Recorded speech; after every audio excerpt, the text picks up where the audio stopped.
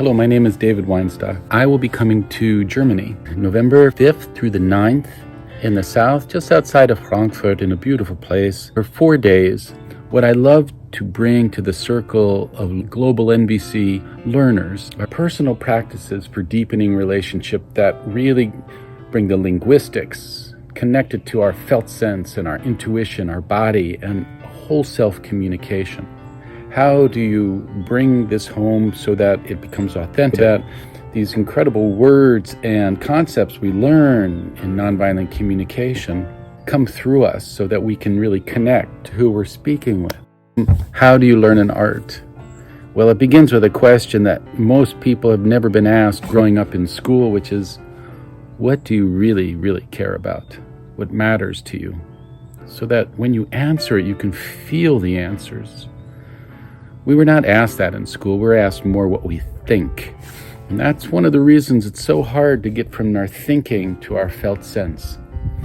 What matters to us? So, our bodies contain the total of our histories in them. And old strategies, when we're younger, we learn them. We learn ways to protect our heart.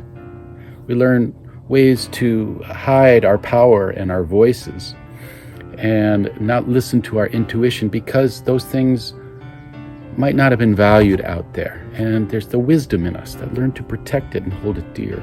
Let me give you a short example. Think about a difficult conversation you're having with someone in your life now, a difficult moment.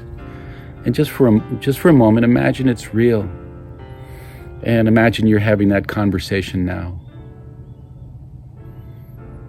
And as you imagine that conversation with that difficult person that you're working with, notice what goes on in your body. Notice where you tighten. Notice your reactions. These are historical. These are parts of ourselves that have learned to work to protect our deep needs.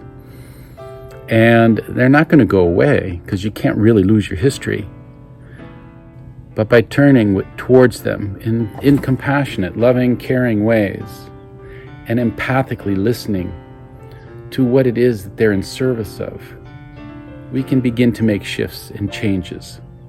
This is essential in the work of nonviolent communication because we can learn these beautiful words and concepts around our domination culture and the language that we use that supports it.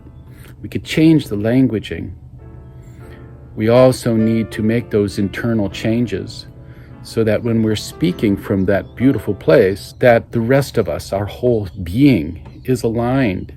It's unified, so that the person listening is not only hearing our words, they're hearing all of us. And because if our bodies is contracted in historical patterns, and our words are saying present beautiful needs, the person listening is going to hear two messages. And that is something that is so essential for us to learn to move through, to unify what we say and who we are, what we feel, what we intuit, to unify that and speak from that place, because that's where we find our voices. That's where we're most powerful. That's where we can transmit our state of being. And as we do that, we draw what we love as we express it. We draw more of that to us. Like draws like.